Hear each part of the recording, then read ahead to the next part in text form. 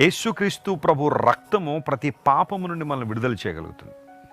లోక సంబంధ కార్యాలు, భక్తి కార్యాలు, ధార్మిక కార్యక్రమాలు, సేవా కార్యక్రమాలు మనిషిని ఎప్పుడు రక్షించలేవు.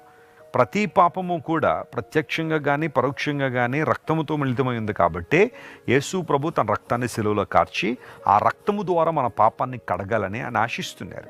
ఎవరైతే విశ్వాసం ఆయన దగ్గరికి వస్తారో ఖచ్చితంగా వారిని పవిత్రంగా దేవుడు తీర్చిదిద్దగలడు. పరిశుద్ధ స్థలములో నుండి ఆయన నీకు సహాయం చేయనుగాక. దేవుడు మనకు చేసే సహాయాల్లో గొప్ప సహాయం అంటూ ఏదైనా ఉంది అంటే మన ఆత్మను రక్షించడమే. నిన్ను నన్ను రక్షించడమే దేవుడు మనకు చేస్తున్న గొప్ప సహాయం. రక్షణ అనేది యేసుక్రీస్తు ప్రభువారి ద్వారా మాత్రమే మనకు అందించబడిన బహుమానం. రక్షణ అనేది నువ్వు సంపాదించుకునేది కాదు, నువ్వు స్వీకరించేది, విశ్వాసం ద్వారా ప్రభు నుండి పొందుకునేది. అంత మాత్రం కాకుండా సియోన్లో నుండి దేవుడు నిన్ను ఆదుకొనుగాక.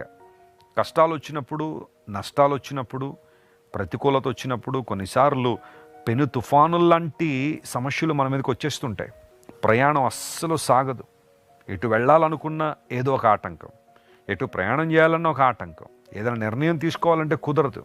అలాంటి స్థితిగతుల్లో దేవుడు సియోనులో నుండి నిన్ను ఆదుకుంటాడని లేఖనం సెలవిస్తుంది. ఈరోజు నీకు దేవుడిస్తున్న వాగ్దానం అదే, నిన్ను ఆదుకునే దేవుడు ఆయన.